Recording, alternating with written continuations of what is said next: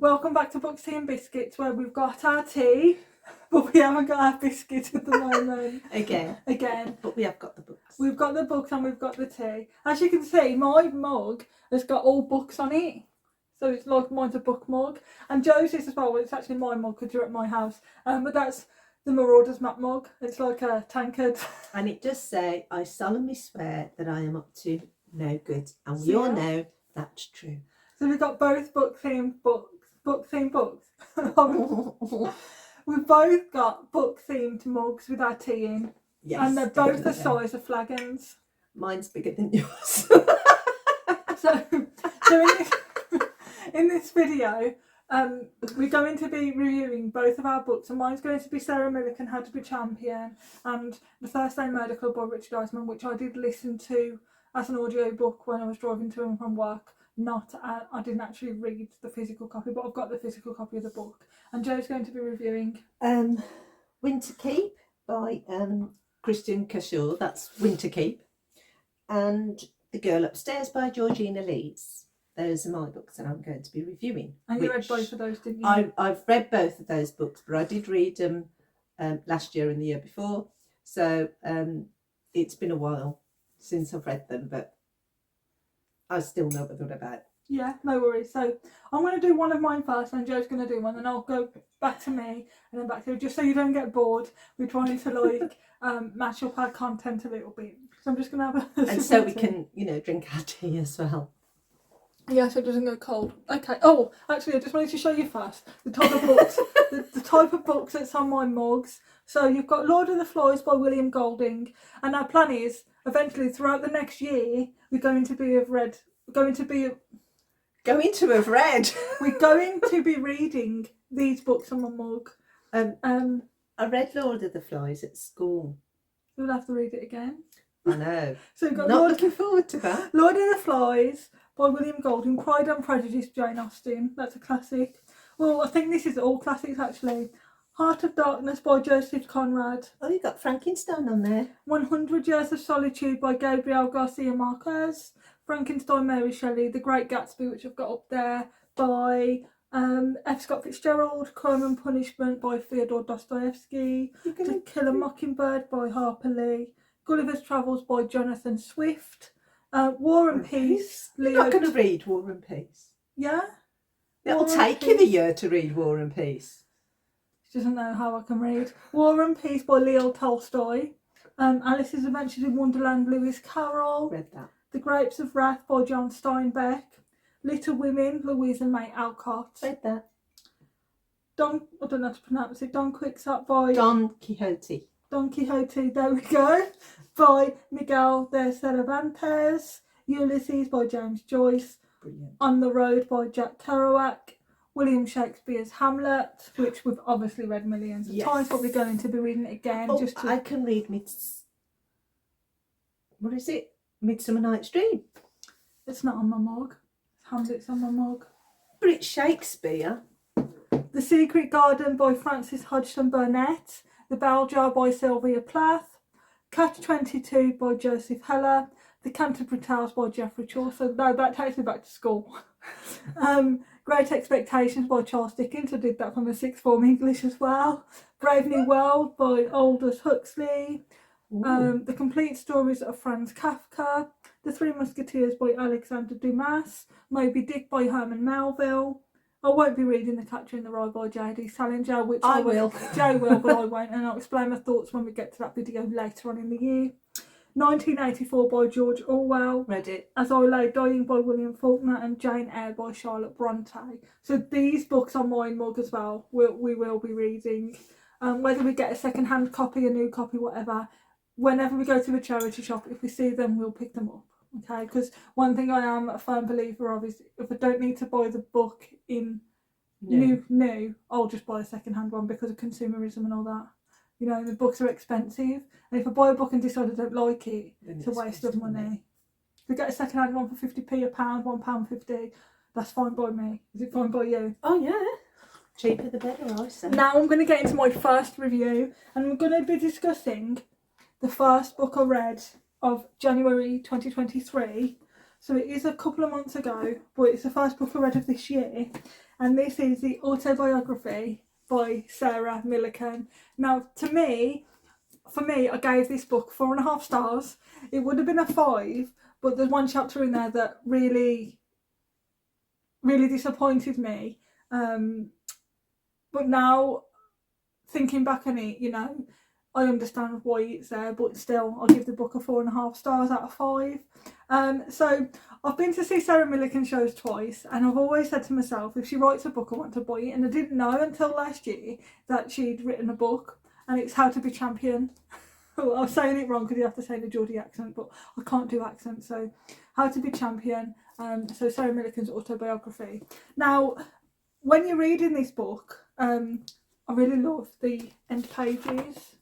They just look green and polka dot. And when you're reading this book, you read the chapter, and then at the end she gives you like tidbits of information and little tips on how to actually be champion. And when she says how to be champion, she means the adjective, not the noun, not the actual literal effect of being a champion as in, you know, popular with society and things like that. She means champion as in how to be good, how to be okay. So I'm just going to flick to the first chapter where she gives you... It's how to make yourself feel good as well, really, isn't it? The how to be champion and the little tip bits. So the first chapter, as you can see, is called A Bit About Me, and she discusses her life. And then like, she'll put an asterisk throughout the chapter for words or for things she wants to explain. And then at the bottom, you see she puts the asterisk and then she gives a brief explanation. But at the end of the actual chapter, she gives a little tip on how to be champion, as you can see in the box. And I really like that throughout because, you know, she does say things that, oh, hang on, what does that mean? And then I like that in the footnote she gives a little bit of explanation as to why. So her first tip on how to be champion is, remember something you were good at as a kid and bring it back as a hobby now that you're an adult. I gave gardening a go and also crying when I drop something on the floor and can't find it. Crying always makes it appear again, oddly. That really makes me laugh. But all of those little tidbits of information, she really like makes you laugh. And once you read it, you laugh, you cry, you sympathise with her, you feel sad, and you're back to laughing again. But overall, it really funny. And then you see photos as well throughout her life. From when she was a baby, her school life, her career, how she got into comedy, her life in South Shields, which I think is where she's from. Married to her first husband and how that like dissipated, how she got divorced, and how she met her second husband, which is actually he's from where I'm from, where we're both from. So Gary Delaney. Yeah, Gary Delaney. Brilliant comic, he's great. Born and bred in Birmingham, and I believe he's from Solihull, which is a borough of Birmingham. I was born in Solihull as well. But yeah, he's from where I'm from. And he's a master of one-liners, I believe. But he is. Some of the information she gives at the end of the chapters of How to Be Champion, sometimes they're quite, not large and excessive, but like that box is a lot bigger than the first box. And then there are some chapters where she doesn't give any at all, and they're quite the sadder chapters. It tend to be the funnier ones where she gives a little brief explanation of how to be champion. So champion being the adjective, not the noun. Okay. And then when I finished this book, I said to Joe, you really need to read this book because we both love Sarah Millican. We're hopefully going to be going to another one of her shows this year. But yeah, Joe read the book after me. And later on, obviously at the end of the video, she'll give you a quick overview on what her thoughts were, just briefly. But yeah, ultimately my review is, love it, 4.5 stars for me. Would have been a 5 if one of the chapters towards the end didn't disappoint me, just because of some wording she used in there. So yeah, that was it. I hope any of you guys have read this and then you found it funny. I know I have read some reviews online that really didn't like it. They said that, you know, it wasn't worth the money. But for me, I really liked it. That's why an autobiography is, you know, you're not going to be getting no fiction stories. It's about her life and how she's the way she is, why she's like it. And, you know, you get an insight into her funny side of life. So I hope you like my review on this one. Jo's going to be doing her review now on Winter Keep. Yeah. And I'm going to be picking up my tea. I'll put that there so I don't mark it. Hope you are having a cup of tea, guys, as well. Right. Winter Keep, sci-fi. This book is about a young queen called Bitterblue, and she sends envoys out because obviously as a queen she wants to sort of have friendly countries. You know, what kings and queens do. Doesn't always work. Her envoys mysteriously disappear or die in mysterious ways. So she decides to investigate, and she takes her advisor and the man she's madly in love with, Gideon, who also loves her.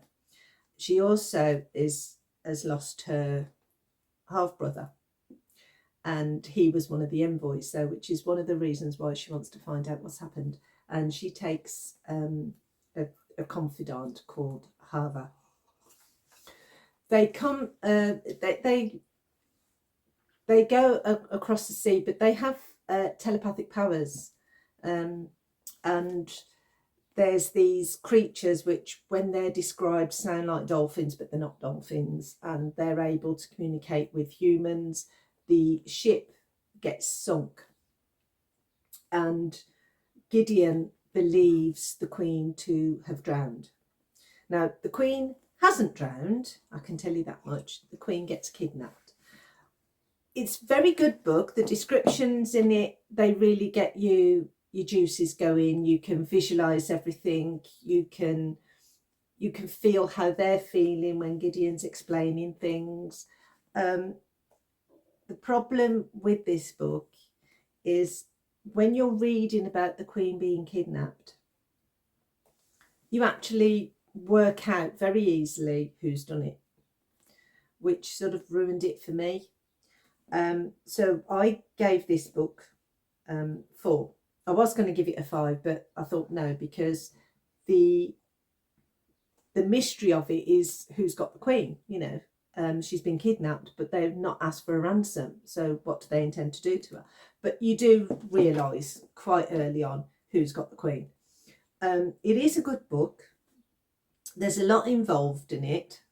And I do suggest that if you are a big sci-fi fantasy person, it's nothing like David Eddings' books at all. It's out there on its own, and it is well worth a read. What kind of audience would you say that that's aimed at? What, young adult or adult or middle grade? I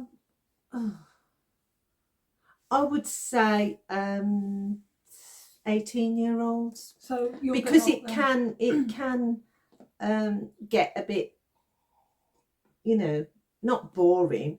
It's not boring. It's just very complex in parts, and you're sort of trying to work out where you are. And there's a lot of people involved.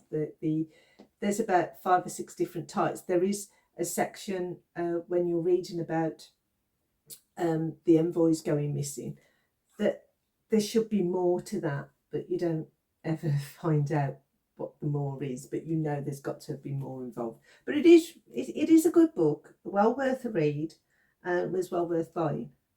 So I did enjoy it, but it's just a 4. 4 stars. Yeah. Okay, I've not read that one. I don't know if I will. I think you should. I've got that many to read and that many plans to read. But you're not a sci-fi bod, are you? Well, we'll be reading Sleeping Giants, and the next one in the next video coming up will be a kind of a sci-fi, but I'll explain what happened and why I missed something out in the last video. But yeah, I'm just going to review now my second book.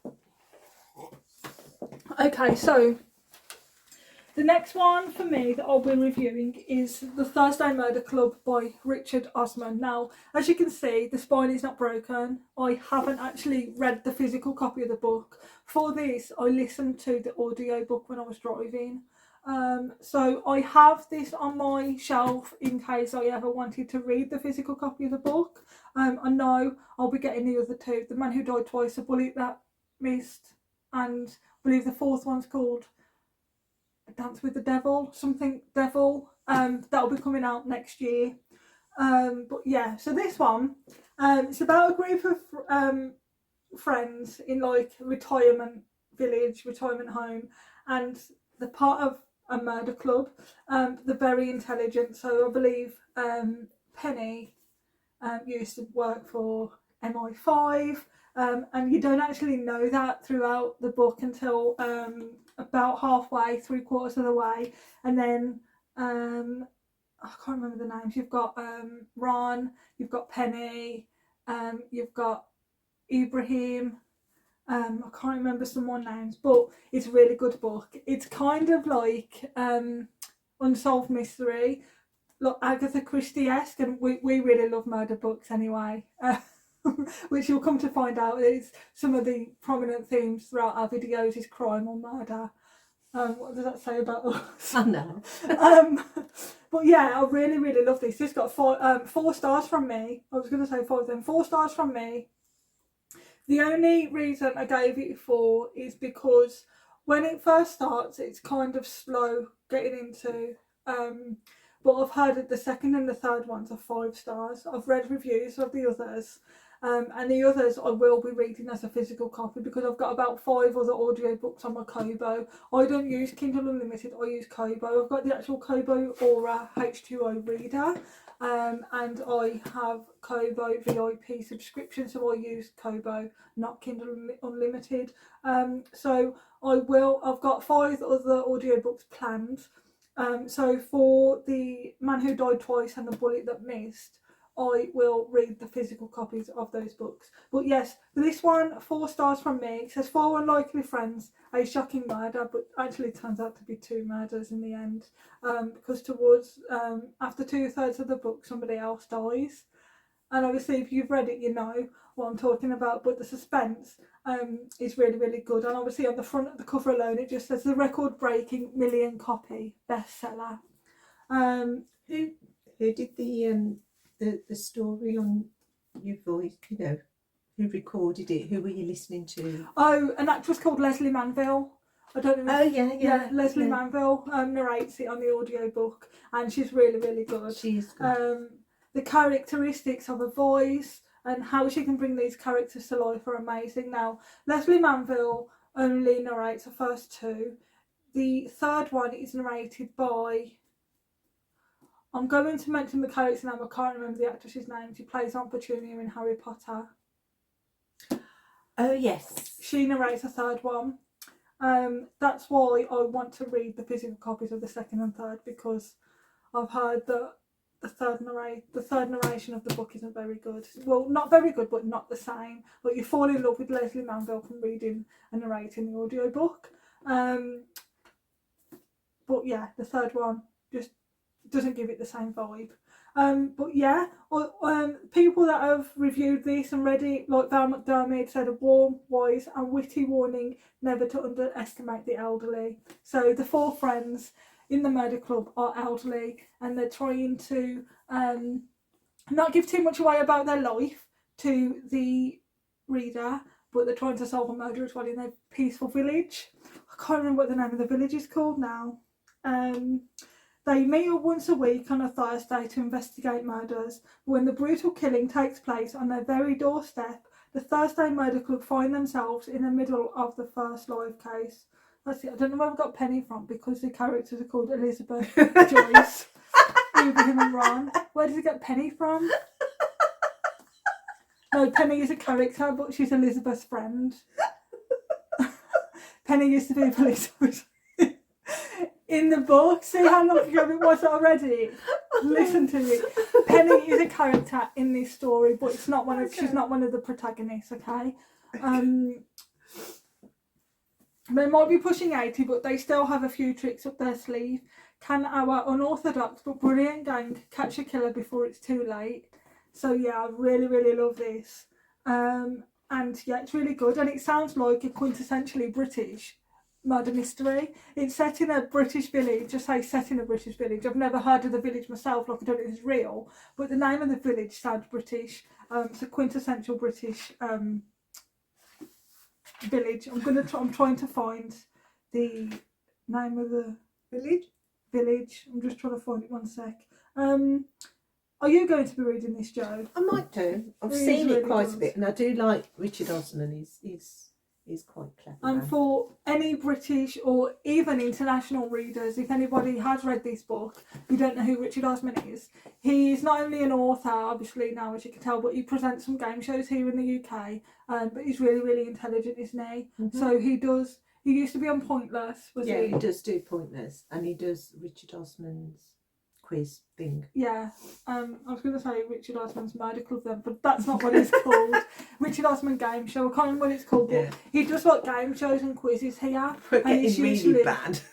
Yeah, it's usually the quiz master. My mind has gone today. But yeah, I really like this. 4 stars from me. I say really like, but I give it 4 stars. And again, the only reason I don't give it 5 is just because the beginning took a while to get into. But when I got into it, it was like boom, all the action was happening. But yeah, I really love the characters. They are pushing 80. They really make me laugh. Sad in some places. And this is Richard Osman. That's what he looks like. And the second book in this series is going to be The Man Who Died Twice, and that's the blue version. I believe The Bullet That Missed is green, and the 4th book, Dance with the Devil, or whatever it's called, something to do with the devil. I don't know what colour that's going to be. So you've got the red, the blue, the green, and then whatever colour the 4th book's going to be. So yeah, that's my review on that. Really loved it. Can't wait to read the 2nd one and the 3rd one. And when I buy them, hopefully I can find them in the charity shop. I did buy this brand new from the works. It was in the 3 for £5 section. Not section, but in the 3 for £5 offer. So you buy 3 books for £5. At the time I bought this 2nd and 3rd one were sold out, so I couldn't buy them as a trilogy at the time. I had to buy this with 2 other books, but I got it while it was there. But the other 2, went to the work today. They had the 3rd one in the hard copy, but I want them all in paperback, so they're all the same. I mean, I'm really funny like that. If I start buying the hard copies, I'll continue to have the hard copies, obviously, unless I buy them from a charity shop. Like, as I said, consumerism. If I find the hard copies in a charity shop, then fair enough.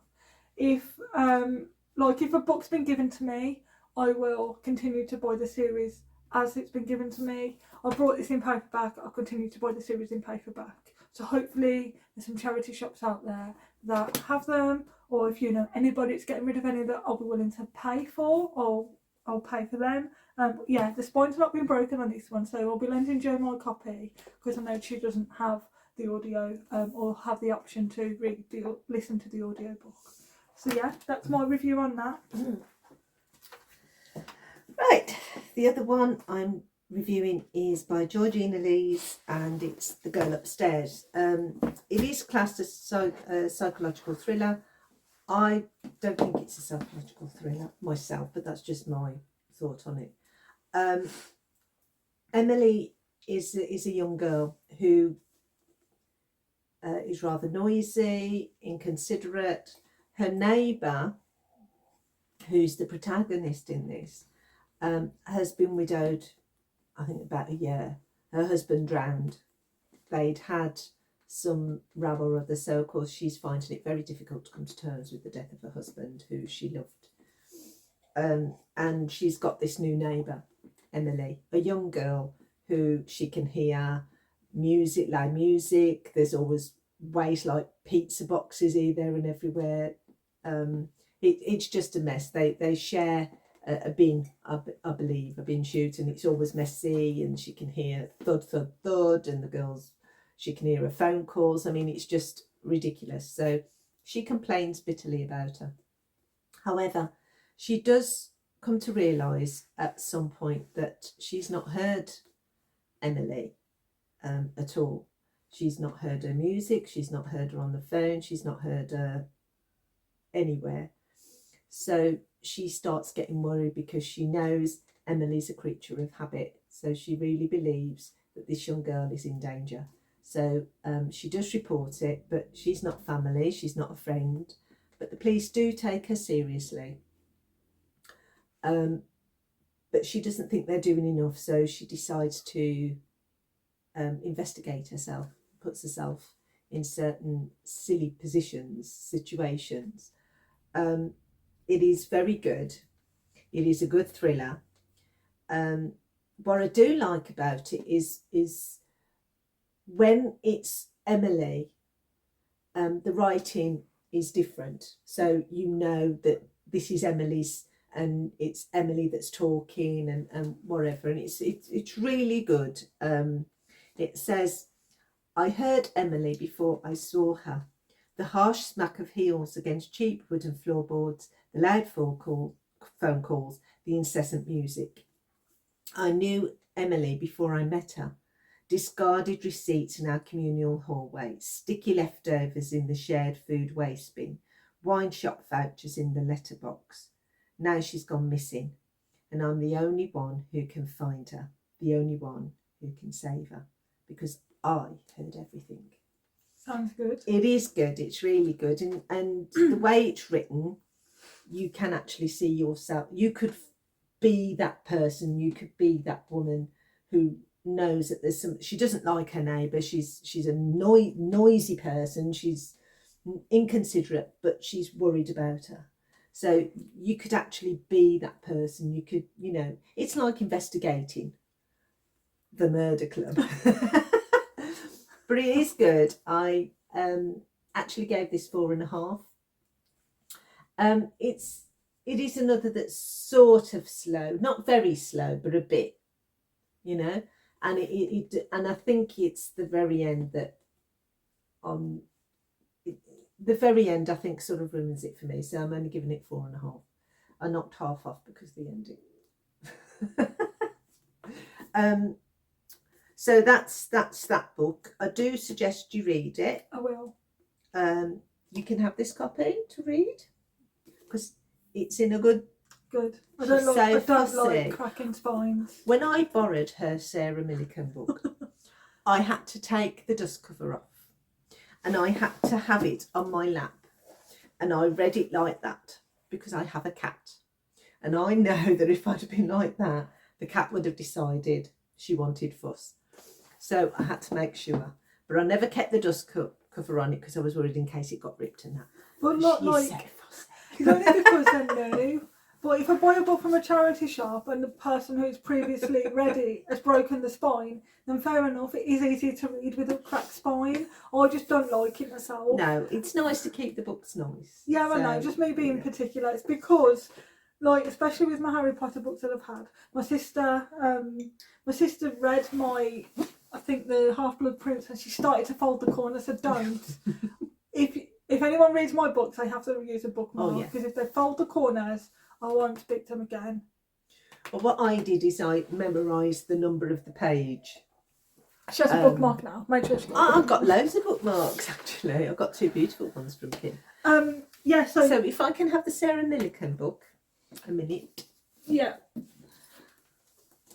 Now, when I read this, it didn't take me long to read it because I couldn't stop reading it. I would give this 5. Would you? Yeah. The reason being is I actually connected with the bullying that she suffered. I did too, but that wasn't what disappointed me. And I really felt for her. And there was times when I was reading it and I was thinking if she was here, I would give her a hug and say, you are lovely. Yeah. You're a nice person. You're a funny person. And why people focus on certain things and are cruel, I don't know. This book is poignant. It's true. It's funny. It's everything you want it to be. And you can see parts of her humour, where she gets her humour from. She's just such a lovely person. Yeah. And I really enjoyed this book. It's one that I would be quite happy to read again, in actual fact. Yeah, definitely. But I would give it a 5. Because I tend to find if you read a book more than once, you pick up things the second and third time that you didn't pick up first. You know, actually, you sort of read it and you think, I don't remember reading that, but I did. So what I'm reading next week, what I'm reviewing next week, is Heading Over the Hill by Judy Lee. This is like a feel-good book. It's, the chick flicks, that you can go and see, or something that's got feel-good factor to it. There's some poignancy in this, but it's more of a fun thing. It's about 70-year-old couple and they won't grow up. They don't grow up. But you know, it's a great book to read, and I'll tell you more about that next week. And this one, I've got there's two books in this, but I read Murder Thy Neighbour by James Patterson. I haven't read the second book yet in that. Yeah, that's why the bookmark. This is one of the bookmarks she got me. It's lovely. It's from Daisy and B. It's green, believe it or not. It's a beautiful bottle green. So that goes in there because I know where I've got to read from. So it will be Murder Thy Neighbour, and Heading Over the Hill will be the books I'm reviewing next week. And for me, it will be one long-awaited book that I've been begging Joe to read. So we've got loads of books that we need to swap with each other, but Joe will be reading this soon as well. And this is Eleanor Oliphant is Completely Fine by Gail Honeyman. I'm not going to go into too much detail now, but really love this book. I'll explain in next week's video why. I like the title. Yeah, and you'll understand why I love when you read that the title. book. But yeah, it was winner of the British Book Awards Book of the Year in what year was it? 2017. So it is 5 years old, and I picked this up from the charity shop, so you can see the spine is broken. To do it that way, the spine is broken, so that is fine. This isn't the new book, but yeah, go into more detail with that one. Now, as I mentioned at the beginning of the video, I made an error in my last week's video. I missed a book out of one that I've read that I needed to review, so I'll be doing it with Eleanor Oliphant, and this is Blake Crouch's Dark Matter. I don't really like sci-fi, but it was recommended that I read this, and I really liked it. Yeah, so I really liked it. It's mind-bending and it is masterful, and I'll go into detail next week with that one. Now, there's just one more thing I wanted to explain. So we've done the reviews of what we're going to be doing in the next video. One thing we're planning to do next week as well is we're going to be swapping a book. None that we've mentioned, or one that we have mentioned in Joe's case. I don't know what she's going to be giving me, but one that I'll be swapping with Joe is a book that I'd have brought. Really liked the cover, really liked the sprayed edges, and then I've read the reviews, and I have seen popular booktubers not give this such very good reviews, like 2 stars, 3 stars, and I don't think I'll ever pick it up to read it, but I know that, you know, Joe's been longing to read this since I bought it because she really likes the cover, and that is The Book of Night by Holly Black, and this is the Waterstones edition. It is the hardcover.